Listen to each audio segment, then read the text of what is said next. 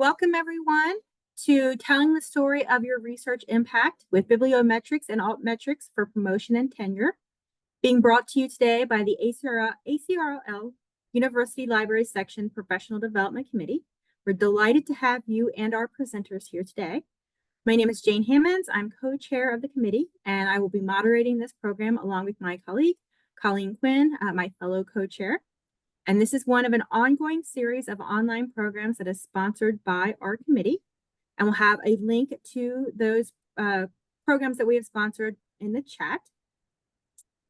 Before I introduce our presenters, a few logistics. So the session is being recorded. We will send the link of the video slides to everyone who registered for the program. Please note that we are not able to share the chat transcript due to privacy reasons, but we'll be sure to share any links or questions that we receive in the chat along with the recording. The program will run for a total of 1 hour, including time for questions. So please do feel free to add any questions that you have to the chat box throughout the presentation at any time. Colleen will be collecting those and will be prepared to read them to the presenters at toward the end of the session today. As you use the chat feature, please do make sure that you send your message to all panelists and attendees so that everyone can see what you are asking. And we will also provide a brief evaluation, a link to a brief evaluation in the chat box after the session today. So we hope that you will take a few minutes to give us your feedback on today's program. With those announcements out of the way, I'm happy to get our program today started. Telling the story of your research impact with Bibliometrics and Altmetrics for Promotion and Tenure. I will introduce our presenters and then hand it over to them. Our two presenters today are Deborah M. Williams. Dr. Williams is a seasoned academic professional currently serving as the Assistant University Library for Scholarly Communication at the University of North Florida. Dr. Williams has established herself as a leader in fostering scholarly communication. Her role involves monitoring trends in open access, digital repositories, and best practices in scholarly communication. She coordinates training and workshops, assists researchers through various stages of the research lifecycle, and acts as a key resource on issues such as copyright, fair use, and open access. Dr. Williams earned a Master of Arts in Library and Information Science from the University of South Florida. Complementing this, she obtained a graduate certificate in instructional technology as a Florida virtual educator and completed her educational journey with an education specialist degree in instructional and curriculum supervision and a doctorate of education in curriculum, instruction, and assessment from the University of West Florida. Thank you for being here today, Dr. Williams. Thank you. Our second is Marielle Veve. Marielle is the university librarian at the University of North Florida, where she has assisted multiple faculty in preparing successful tenure portfolios. With more than 20 years of experience, Marielle has served on numerous academic library positions at Tulane University and the University of Tennessee, where she had earned promotion and tenure in 2012. She is the recipient of the 2022 Florida Library Association Outstanding Scholarly Contribution Award and the 2011 American Library Association Esther Piercy Award. She holds a master's in library and information science and a master's in instructional design. Thank you so much for being here today, Marielle. And then without further delay, I'm going to go ahead and hand it over to our presenters. Thank you, Jane. And thank you, everyone. Welcome. Marielle and I are delighted to be here to present to you telling the story of your research impact with Bibliometrics and Altmetrics for Promotion and Tenure. So I'll go ahead and get started.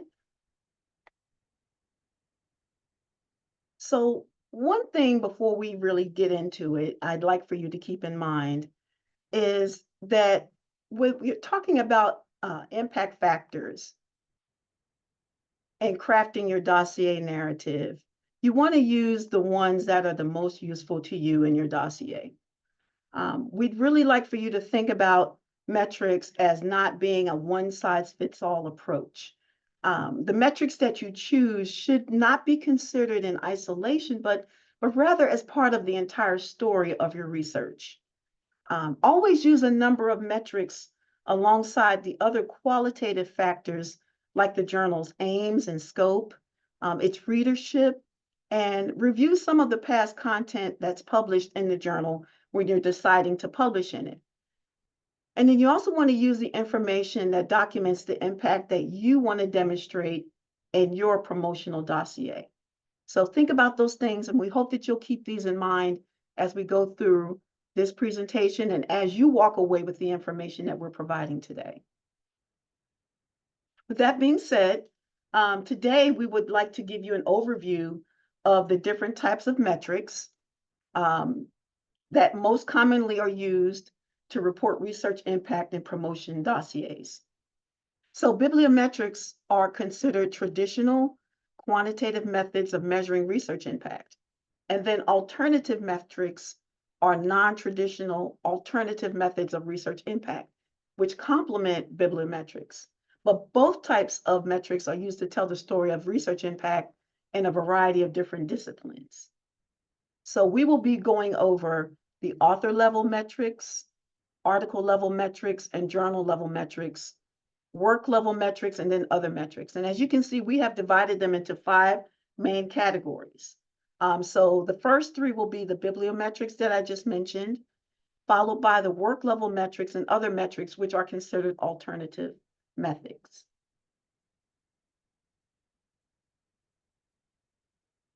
So author level metrics, we'll get started with those first, include H-index, the I-10 index, the citation count, beam plot, and order of authors. So the H-index is based on the set of the researcher's cited papers and the number of citations the researcher has received in other publications. So that's a number that you'll see quite often on different platforms associated with the author's productivity. The H-index consists of the largest number of articles or books that the researcher has published that have been cited a certain number of times. Then the I-index, though, is a different number. And so that consists of the number of papers with 10 or more citations. So for example, if you have 11 articles that you've published and 6 of them have 10 citations or more, then that means that your I-10 index is the number 6. Okay. Then the citation count is a citation analysis. And that is a way of measuring the relative importance of the impact of an author or an article or publication by counting the number of times other works have cited that author, that article, or that publication. And then we'll talk a bit more about author beam plots and order of authors in a bit more detail a little later on. So with author level metrics, you can generally find this information in 3 main areas, either on Google Scholar profiles, in Web of Science, or Scopus Preview. The screenshots on the screen that you see here show how the author level metrics are displayed in different platforms. So of course, Google Scholar looks different than Web of Science. You can see here that the H-index for this particular author is 15. But then in Google Scholar, it's 19, and the I-10 index is 23. So these screenshots have different levels of metrics that you can use in order to do a comparison between Web of Science, Scopus Preview, or Google Scholar. And just to elaborate on that point, you can see that this is a screenshot of my colleague Marielle's Google Scholar page, as well as a snippet of Scopus Preview. You can see that her overall citation count is listed with the red arrow here, and then her current H-index and her I-10 index scores are shown. And there's also a snippet of Marielle's profile in Scopus Preview. Now, if you notice, the bibliometric scores provided by Google Scholar are higher than the ones provided by Scopus Preview. And that's because Scopus and Web of Science only provide metrics from the journals that they index in their repositories, while Google Scholar harvests metrics from different types of materials and formats. It's Google after all. So it includes articles, books, presentations, reports, and other types of published data. And so this information, once again, can be useful when comparing and contrasting the aspects of your research impact for your promotion and tenure dossier.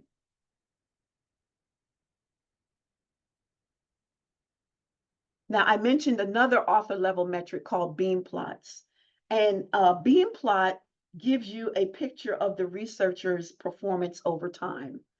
The beam plot shows the volume and citation impact of an individual's publication portfolio. The citations are benchmarked against other similar publications from the same discipline in the form of a percentile. So you can see the percentile down here at the bottom. The measure includes a continuum from the most recent to the earliest work and shows the citations over time in percentiles. So it starts with the recent papers at the top. Sorry about that. The recent papers at the top, followed by the older papers in the middle, and then the earliest papers that were published. And so you can see the citation percentiles across the bottom are shown here. So beam plots only include publications with the Web of Science document type article and review. So this is actually a Web of Science calculation. And due to the low number of citations, the current and previous year publications are not really included in the beam plot. So it starts with publications that were produced 2 years prior. The citation counts are updated daily though, and they are derived from Web of Science core collection. The citation percentiles are updated monthly, and that information comes from insights, benchmarking, and analytics. However, each document is compared to their year, their category, and their document type. And so this is just a data visualization of what a person's performance is with all of their published works.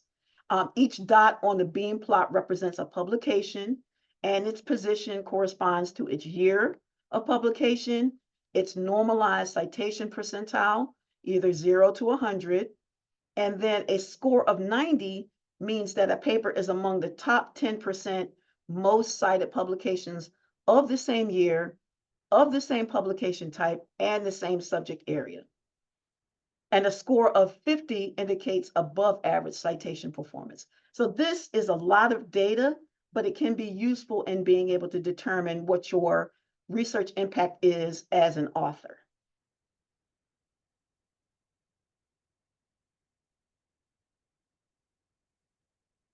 And then finally, the last author level metric is the order of authorship that we mentioned earlier. And so the order of authorship is very important because primary authors can receive most of the credit, followed by the secondary and third authors in a publication. So it's important to take into consideration which author is going to be assigned in which order when you're working collaboratively. The second point about order of authorship is that the meaning can vary by discipline. So the author's position in a paper is important because it can be used by evaluation committees and funding bodies for hiring, promotion, and funding. So again, when you're collaborating with another author or several other authors, it's important to make sure that you understand, what your position is when the authorship is listed on the article. And then finally, in the case of scientific papers and medical publications, the last author is the principal investigator or PI, and that person has the most responsibility on a research project. So in the science and medical world, the last author is probably the most important person because they are the principal investigator.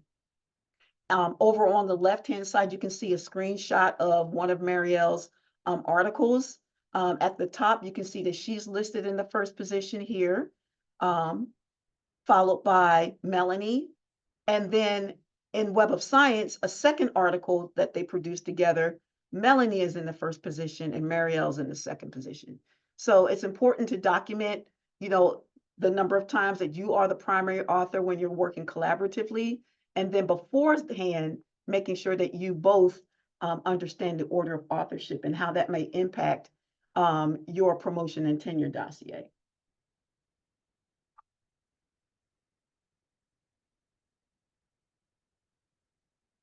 So we talked about author level metrics. Now we're moving on to article level metrics, and that consists of two different types. There is the citation count and the citation count without self-citations. So a citation count is a count that indicates the number of times a publication has been cited in other published works. And that information can be found across a number of different platforms. As you can see, it can be found in Google Scholar profiles, in Web of Science, in the publisher's website, also in Scopus Preview. Then there are the citation counts without self-citations. And this is a number that shows a count indicating the number of times a publication has been cited in other published works that's not been written by the same author. So why do you think that we differentiate between these two? Well, don't you think it's more impactful if others are citing you rather than you citing yourself? Sometimes it's good to distinguish between these two metrics as a point of comparison so that you can demonstrate which number may not have a lot of bias. And in order to obtain this particular number, you can go to Web of Science and Scopus Preview, and then you can set the settings to eliminate self-citations and then compare those numbers.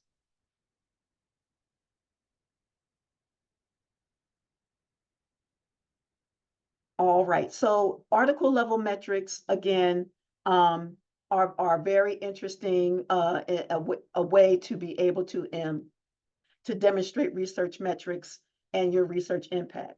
In this slide, you can see that the same article by the same author has different citation counts in Google Scholar than in Scopus and in Web of Science. Google Scholar, again, is more comprehensive as it harvests much more information from all journal types and all formats, while Scopus and Web of Science leave out info from journals that they do not index, which are usually a lot of open access journals, international journals, and humanities journals. All of these citation counts can be accessed for free. There's no need to subscribe to Scopus or Web of Science in order to obtain this information. Scopus Preview, I should clarify, is free. And then aside from the author level and article level metrics, there are also journal level metrics that you can use in order to demonstrate your research impact.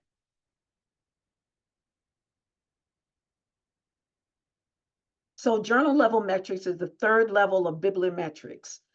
It includes journal impact factors as a number, the acceptance rates for that particular journal, a proprietary calculation called cite score, and then the journal citation indicator. So the journal impact factor reflects how frequently the totality of a journal's recent papers is cited in other journals. It analyzes the average number of citations received per paper published in a specific journal during the preceding 2 years. So the journal's reputation is really determined by comparing its citation impact against another in the same discipline. So if you're looking for certain top tier journals, this is one of the ways that those tiers are determined. Then acceptance rates and circulation rates is another useful metric, and it can be used to determine the relative importance of a particular journal. It refers to the number of manuscripts accepted for publication relative to the number of manuscripts submitted within the last year. So if last year one journal accepted 1,000 or received 1,000 manuscripts and only 100 got published in that year, that is a 10% acceptance rate. And so that's a pretty tough journal to be able to get published in with those types of acceptance rates. And it does speak to the reputation and the rigor of that particular journal's editorial process and peer review process. So that's something to consider whenever you're thinking about publishing in a particular journal. Then cite score is another metric that is used on the journal level. It is a proprietary calculation that's used by Scopus based on the average citations received per document. It's calculated using the number of citations received by a journal in 1 year to documents published in the previous 3 years. And then that number is divided by the number of documents indexed in Scopus. So this is a proprietary calculation only used by Scopus. And then finally, the journal citation indicator is another journal level metric that is used to demonstrate research impact. The journal citation indicator only counts citations made to citable items. What does that mean? Well, that means that it eliminates or ignores items that might be in a journal like the newsletter or letters to the editor or an editorial. Those things are ignored and only the citable items are counted. And so that indicator is used to determine the strength and the rigor of a particular journal and counting the citations of only the citable items.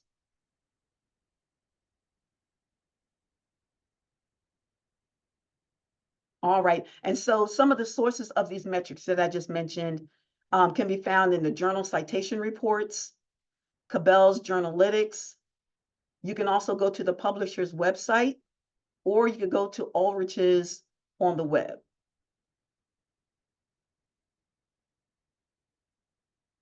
And so this is a screenshot of Cabell's Journalytics. It is a free resource that can guide you in choosing the right journal to publish in. Search for top tier journals. It can also provide you with predatory journal information and how to avoid them, and also help you to locate open access journals. This site provides critical metrics to help you decide on whether or not you want to publish in a particular journal, or if you've already published in this journal, how you can locate the metrics that you wish to highlight in your promotion and tenure dossier narrative. And that might include the acceptance rate, the site index, and the attention scores that this particular journal may receive. So this is a screenshot for the profile of the journal called Portal, Libraries, and the Academy, which many of you are probably familiar with. The publisher is Johns Hopkins University Press. And you can see that this particular screenshot provides a lot of good information. You can scroll through and get an overall dashboard of the information about this particular journal, what disciplines are covered, whether or not what its open access status is, and so forth. It also gives you certain mentions for this particular journal in the last year, different places where articles were mentioned that were published in this particular journal. I mean, in this screenshot, there were 6 articles mentioned in Reddit. So, you know, this is quite good information that you can use in your promotion and tenure dossier. And then another great source of journal information that you can use to demonstrate your research impact is the journal's website itself. So this is a screenshot of the Journal of Physical Therapy Reviews. Many publishers use widgets that are embedded into their website that will gather information about the metrics for their particular journal.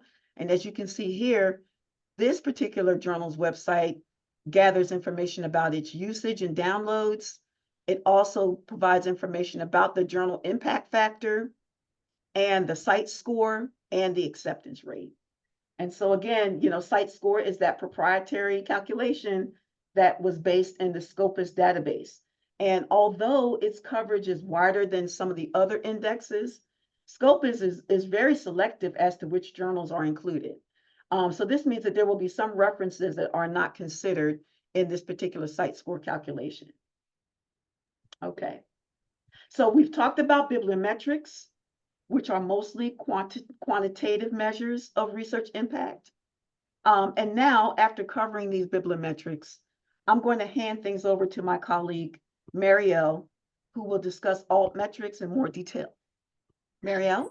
Thank you, Deborah. Hi, everyone. I will be talking about altmetrics, as Deborah just stated.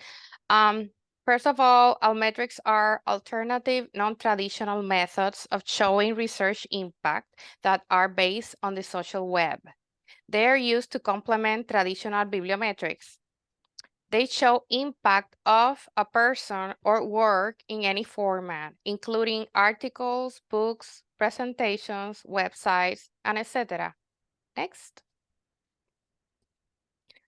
So examples of commonly used Altmetrics are numbers of views and downloads, online and social media mentions, bookmarks and captures, and attention scores. Next. Sources of Altmetrics. So places to find Altmetric stats for your work are, first of all, the Altmetric widgets, such as the Plum X and the Altmetrics widgets, two different companies. They pretty much track, as I said, online and social media mentions, attention scores, bookmarks in Mendeley, views, and downloads. They are widgets that are embedded in most of the publisher websites. They can be embedded in most institutional repository software and also RIMS, which is Research Information Management Systems. Many of them nowadays also integrate the widgets for Altmetrics.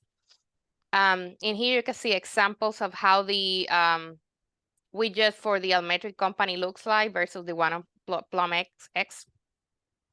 Then the second place where you can find Altmetrics are institutional repository stats. And I'm talking here about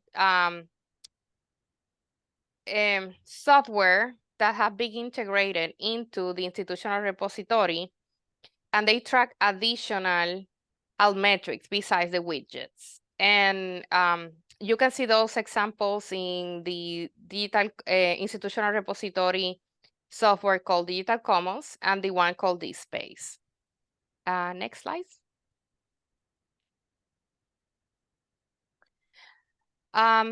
So in this slide, we can see examples of how Altmetric widgets have been integrated into different systems.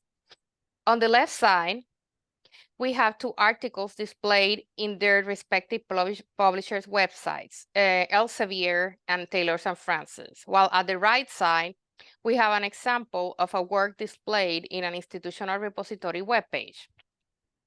As you can see, the display of the Altmetric stats may differ between systems, but the numbers should stay the same as they come from the same centralized database used by the widgets. Now, in the case you don't know what an institutional repository is, it is a digital open access archive that is typically managed by institutional libraries. In it, faculty, students, and groups associated with an institution can deposit copies of their intellectual works, either in the form of the complete works, citations, or manuscripts. So besides allowing Altmetric widgets to be integrated, next slide, institutional repositories can also contain or integrate additional tools that track Altmetrics. In the case of Digital Commons software, at the left side, here, for example, it has an author's dashboard tool that provides a visual display of someone's research impact over time. It uses a global map that shows the number of downloads, clicks, and abstract views, which can be customized by date or type of work. In the case of the DSpace institutional repository software at the right side, the number of page views and downloads by geographic area can also be provided, but not in a visual manner due to the application settings they use. Also, there are situations where access to the Altmetrics and usage stats of an institutional repository is limited to the administrators and not displayed to the public. This is due to the way an institutional repository was configured during installation. These visibility settings, however, can usually be changed and enabled by the administrators on request. Next. So besides Altmetrics, there are other types of metrics and methods that can be used to show research impact in portfolios. These are number of book holdings in other libraries, book and work reviews, and conference reports. The other one is positive feedback in the form of thank you emails, praise emails, or letters. Next.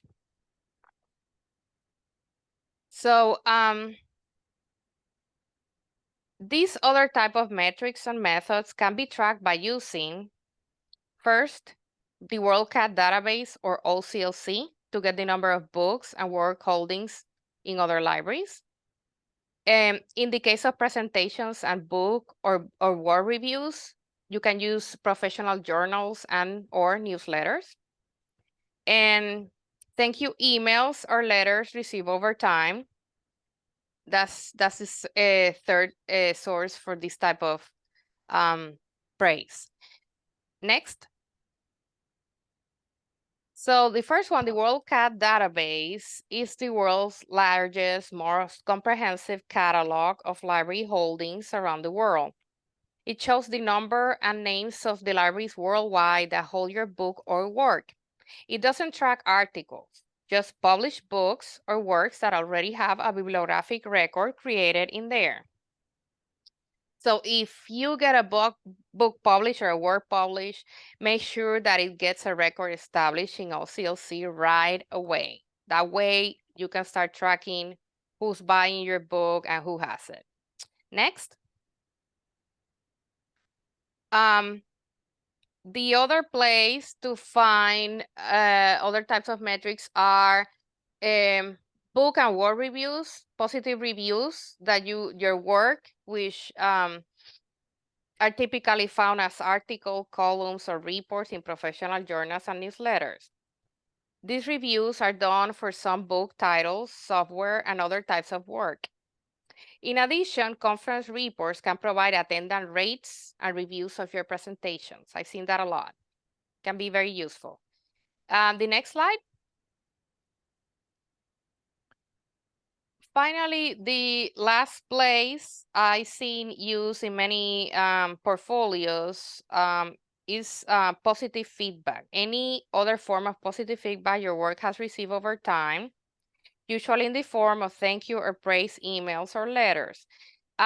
Because nowadays, most people communicate over email. I highly recommend that you create in your mail software, Outlook, or whatever you use, if you can create a separate folder in your mailbox to keep track of these emails so that you can have them readily be available when turning your portfolio, when it's time to do that. Next. And this is a list of 56 indicators of research impact used in academia, taken from a blog post by J. Britt Holbrook. 50 of them are considered positive indicators, while at least 6 of them could be interpreted as either ambiguous or negative, depending on the context of your research topic. If any of these are applicable to your case, then add them to your dossier narrative. These metrics can be categorized by author-level metrics, journal-level metrics, article-level metrics, and alternative metrics. Next. And finally, some wrap-up advice. Take a proactive approach in tracking your impact metrics. So for impact metrics to be useful in your promotion case, you need to make sure your scholarly work is first discoverable. Promote your work and make it findable through the use of efficient metadata in the form of tags, keywords, citations posted in multiple places, listservs, and social media apps. You pretty much need to make people aware the material exists. That's the first step. The second most important step is make your material, your scholarly work, accessible. Make your work accessible and visible to the widest audience as much as possible by publishing in open access venues or using green open access when allowed, avoiding paywalls, opening a scholarly profile or professional web page, posting in social media accounts and or institutional repositories. And if you don't own the copyright of the item and no green open access option is available, then provide the citation of your work or link out to the publisher website. Finally, track impact over time. Make sure the platforms used to host your work, and I'm talking for example, the publisher website, the institutional repository, the scholarly or professional webpage, that those platforms keep track of the use of your work is receiving over time, such as statistics, downloads, views, citations. Meeting these conditions will increase your metric counts over time. So attempt to take a proactive approach from the beginning to meet these conditions. And now I'm going to transfer you back to Deb for a quick poll. Thank you. Thank you, Marielle. And so before we finish this presentation, we'd like to get a sense of who's in the audience by asking you to participate in a brief anonymous poll. So I'm going to get out of this presentation and then skip over to our activity and poll everywhere. So let me deactivate this. And then I'll go to our first question. Just so you know, we are not tracking any IP addresses. This is completely and totally anonymous. We just want to get a general idea of who the attendees are today. And so to participate in this particular poll, you can join the web by going to pollev.com/Deborah Williams 499 or scanning the QR code. I see some responses coming in already. So great, we've got some Poll Everywhere users. That's fantastic.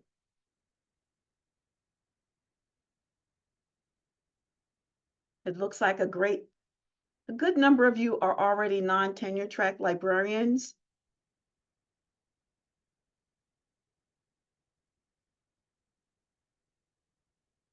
Some responses are still coming in. That's great. We'll give you about a minute to finish. You want to go ahead and participate in the poll?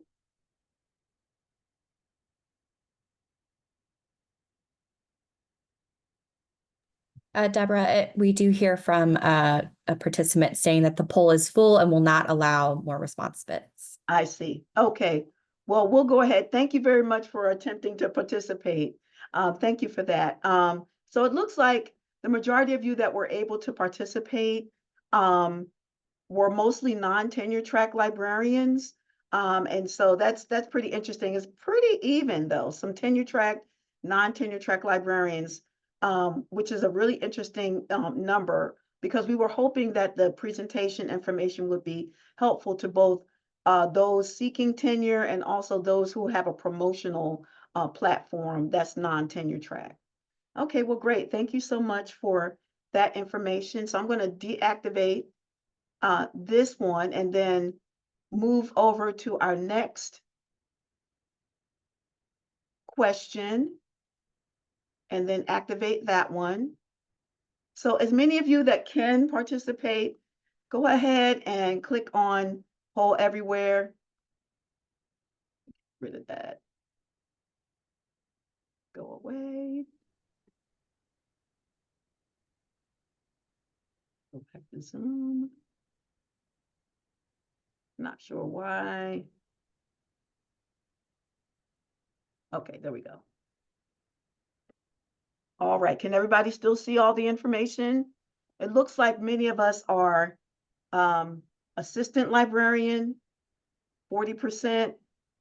We have a few university librarians that have responded, and then 24% that are other. So I'm just really curious to find out if instead of having the associate, assistant, and university ranking, if you have a different type of ranking, like librarian 1, 2, or 3. So perhaps if you care to respond to that, you don't have to, but if you'd like to, just let me know what that might mean, because we're interested in making sure that we covered, each type of librarian that might be seeking some type of promotion and that could use this information. So I'd appreciate that if you will put that in the chat. Great.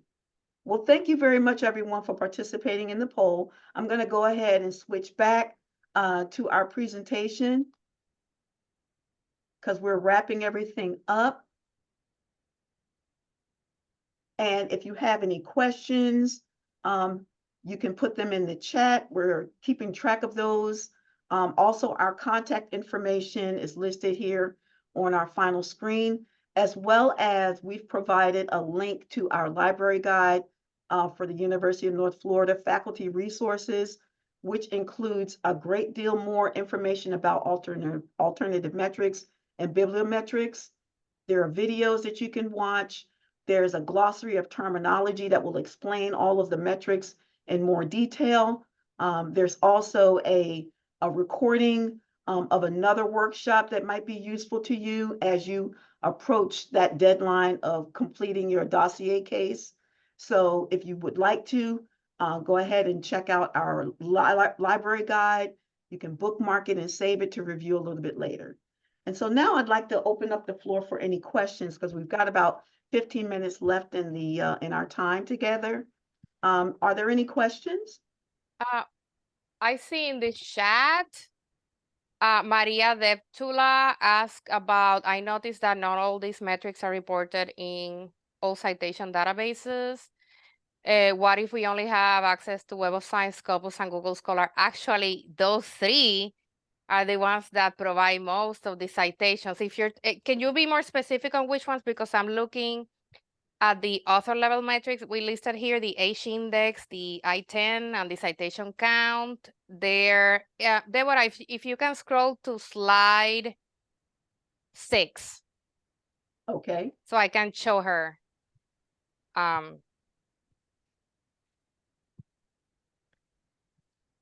6. Yeah. All right. Sorry, I've gone back too far. This one? No, the other. Yeah, this one. If you can see, here's an example of a Google Scholar profile and the Scopus preview. And as you can see, both provide the H index, and at least Google Scholar provides the I-10 index and the citation counts. The beam plots mentioned under author level metrics, you can find that in Web of Science. The article level metrics, which refer to the citation counts, with the author self-citing himself, or the ones without the self-citation, both, you can get both from Scopus and Web of Science. The only thing is that you would need to use special, you need to use special settings in both databases to specify that you want to leave the self-citations out. Are you talking about maybe journal metrics, which you can find? Yeah, those ones I don't think you'll be able to find in Scopus. You'll have to go to the places Deborah mentioned. Is that the journal citation reports and the Cable's journalistics? I'm not sure if perhaps Maria meant, what if perhaps you only have access to one of those databases and not all three? Okay. Either. You know what? Google Scholar is free. I can tell you that. And it's the most comprehensive one, as Deborah mentioned. It pulls the I-10, the H index, the citation counts. The numbers are going to be higher than the ones in Web of Science and Scopus. Actually, it's going to make you look better because they harvest from everywhere, not only international journal, humanities, everything, but also they harvest all types of citations you got from presentations, all formats. So yeah, and I think they mentioned in one of the slides that even if you don't have access to Web of Science and Scopus, like paid access, like we here in UNF, we don't have paid access, and you still, we can, you know what, we can put a link or something, Deb, how to do that. Mm-hmm. You can access those statistics without having to be a paid member of Web of Science and Scopus. There are some settings you can do in the web. Yeah, you can click there, maybe. Perfect. Let me see if it will let me. You don't think it has the link to the website? No, I'll put the link in the chat though. Okay. Because I remember we added the URL for Web of Science and Scopus to track the statistic without having to be a paid member. Then the other question you have here about what if the authors are listed in alphabetical order? That's a big conversation you should have with the publisher. And it's very important that they all know that they ask you who's going to be the primary author, secondary, and you have to be very careful who you put as the first author, secondary, third, because it shouldn't go in alphabetical order.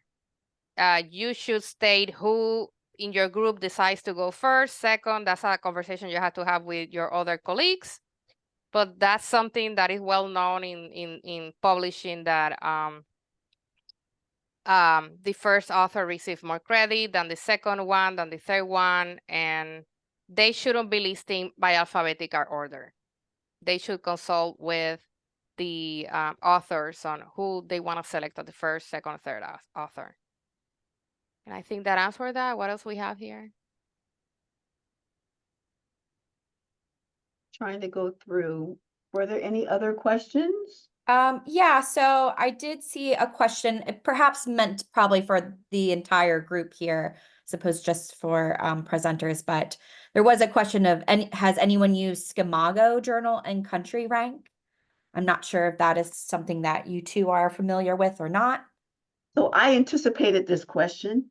So we do have a Scimago journal and country rank as one of the metrics that's on our library guide. This analyzes the journal and country rankings for Scopus journals. And the metric ranks journals by attempting to sort of account for the number of citations received by a journal and also the importance of the journal from where the citations originated. So it kind of ranks the country and the citations based on the origination. And this information can be, we've not used this information. I don't know of many faculty members that use it unless they are in the hard sciences. I see that a lot in some that are in like maybe physics or chemistry or something like that, but not in any other countries for like, let's say librarianship. Not to say that you couldn't, but I see it used more in some of the hard sciences disciplines. If that helps. We had another question earlier as well, while you were discussing kind of ways that you can kind of track impact. Can you please go into more detail about muckraking? There was additional comments stating, I don't understand, muckraking is investigative journalism. So could you explain that a little bit more, please? Okay, sure. So that I think is on the slide that was talking about the different 56 types of sources of research impact, and muckraking is down here in the more ambiguous indicators of impact. So if you think about it, you know, impact is impact. It doesn't always necessarily have to be positive impact. For example, if you are writing as a librarian about perhaps the impact of challenging book bans or book challenges in your library, then people writing angry letters about your reporting or your research, you know, is an indicator of impact. So it's more ambiguous, but it does show that your work is making some type of impact in the discourse. And so with muckraking, which of course is a form of journalistic expression, it could do the very same thing by putting out a type of publication that is meant to incite some type of response, can be an indicator of impact. So I hope that that answers the question, but if not, I can go on. We have some more questions coming in live too, as Okay, we've great. been answering these. So next question we had, I'm just curious if the presenters have concerns about librarians using bibliometrics and tenure and promotion packages, especially as we work in a field where citations windows are long and we don't tend to receive that many academic citations overall. Also, as there are no standard rules around author placement, I don't think this is a good indicator for librarians to use, as it's meaningless. So curious about your thoughts on that question. You know, I think with us, for example, I can speak to our promotion scheme here at UNF. We are non-tenured librarians, but we do, you know, get established rank. And so part of our departmental standards includes 80% of our work and then 20% research or scholarly output and service. And so a lot of times it doesn't necessarily include publishing journal articles, although that is one way for us to demonstrate academic output. And so for librarians, it could be doing presentations like this and documenting the number of participants or conducting, you know, information within uh, uh, sessions like this to get feedback from, you know, from people who participate. So it's not only that you would have to publish, but if you do publish, perhaps you should try to become the primary author in the article that you are publishing. And that Can I add something there? Absolutely. Just quickly, each case is different. For example, there's some situations in library science that you can get cited a lot, some situations. But in the case that doesn't happen, first you need a lot of time, years to go by, for the other publications to get out there and cite you and those metrics getting out there. So that takes years. But in the case you don't have good numbers in your bibliometrics, that's when Altmetrics jumps in. That's why you complement your bibliometrics or lack of thereof with the Altmetrics. That means the positive feedback you get, the number of downloads, the number of views. That's why it's very important that not relying 100% on bibliometrics, but everywhere that you host your material, that it has some type of widget or something that is tracking the Altmetrics. So you can show that at the end of the day that, okay, I only have 3 citations for this article, but I have 50 mentions in social media. I had 300 downloads. I have 150 views. You see, that's when the Altmetrics jumps in, and that's why it's important to keep track of that from the beginning. Sorry, Deb. No, that's fine. Thank you. Yeah. We have another question.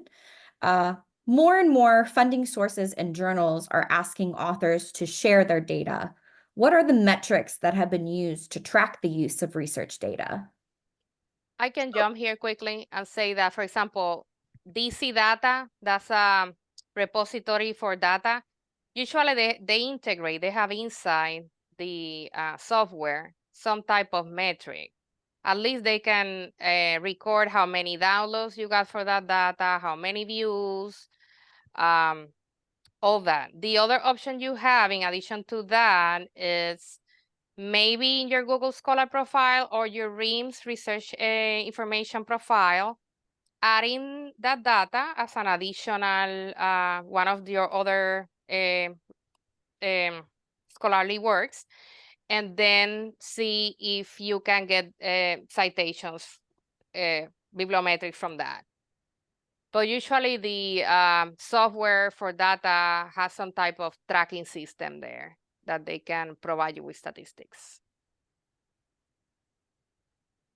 We have one more question so far.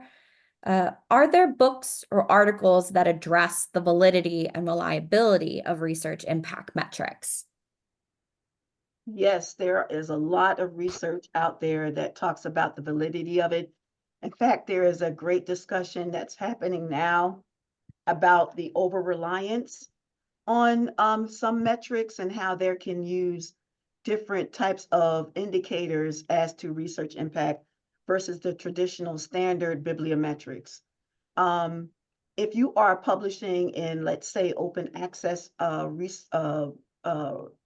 materials, then there is the doers model that uses open access materials and helps the faculty member to obtain metrics when they are publishing in those types of platforms.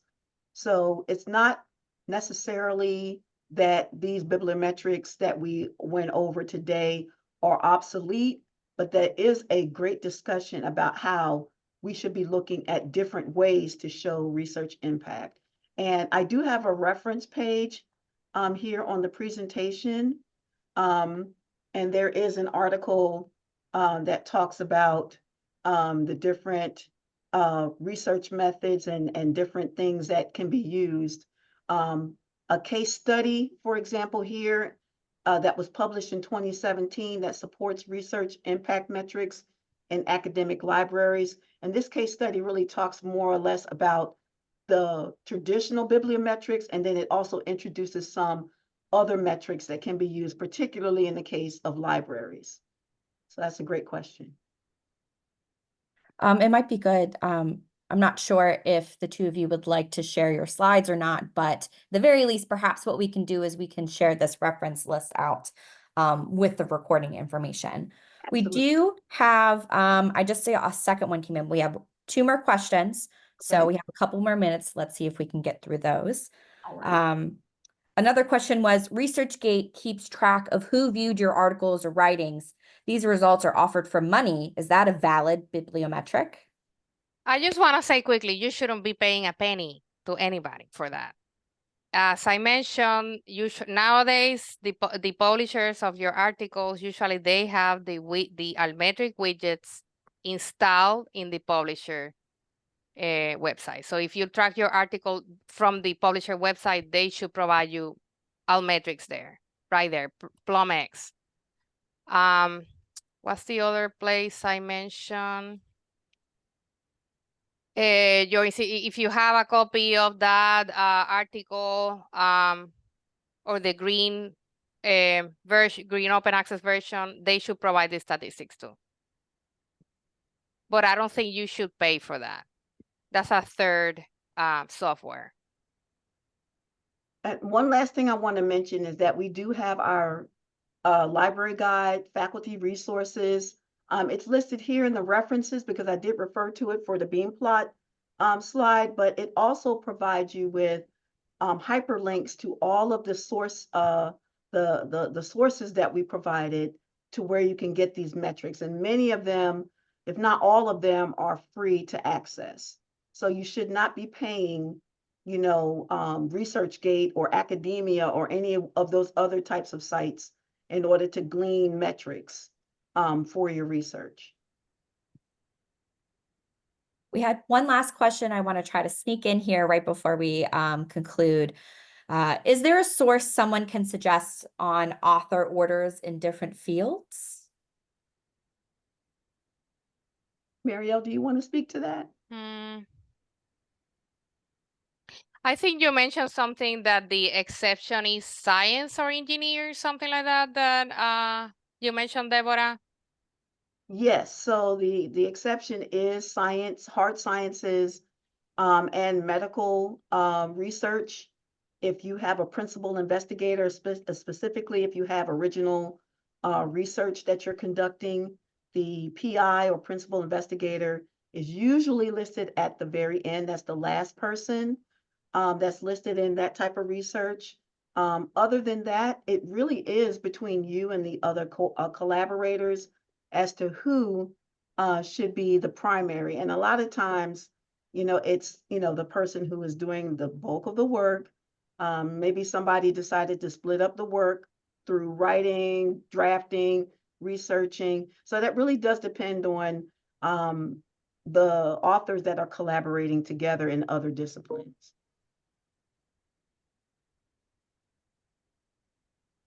Okay, so I think that we have reached the end of our time. So I would like to thank both of our presenters for being here today and for giving such a fantastic session.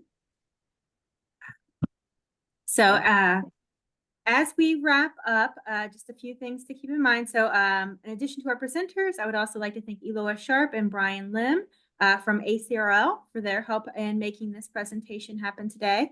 Remember that everyone will get a follow-up email that does have a link to the recording when that is available. And I put in the chat a link to a brief session evaluation form, and we would love to have your feedback on this session. So please take a few minutes to complete that if you are able to do so. And again, Thank you to Deborah and Marielle for a fantastic presentation today. And thank you all for being here with us today. Thank you.